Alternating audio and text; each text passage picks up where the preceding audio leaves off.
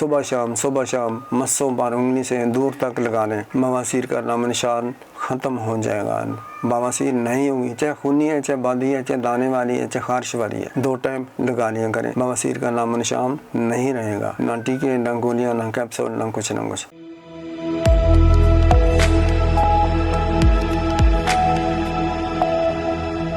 बवासीर का नुस्खा पहले भी बताया है, अब ये बेहतरीन बता रहा हूँ मैं। गदा आम चीज़ है लेकिन इसको लोग अच्छा नहीं समझते। हालांकि गदा, खच्चर, ऊँट, इस पर सहाबा कराम ने, अंबिया कराम ने सवारी की है। गधे के सुम मिल जाएं, आजकल अभी तो शायद गधे भी हैं, घोड़े भी हैं, कहीं ना कहीं मिल जाते हैं, जदीद दौर आ गया है। सुम पाँव के नाखून जो हैं उसको सुम कहते हैं गधे के। इनको खूब अच्छी तरह तेल, इन सुमों को लें और इनको पानी में और नमक में, यानी नमक मिले महलूल में इनको धोएं, जोश दें, फिर सादे पानी में, फिर सादे पानी में से निकालें।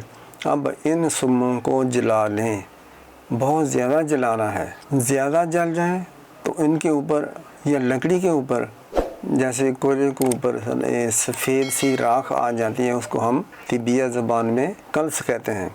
कल्स बन जाए तो बेहतर है, नहीं है तो वैसे भी राख, खूब राख हो, कच्ची ना रह जाए। इसको आप रोगन जैतून में, मिसाल तौर ये राख 50 ग्राम है और 100 ग्राम आपने रोगन जैतून लेना है, खूब मिक्स कर लें। सुबह शाम मस्सों पर उंगली से दूर तक लगा लें, बवासीर का नाम निशान ख़त्म हो जाएगा।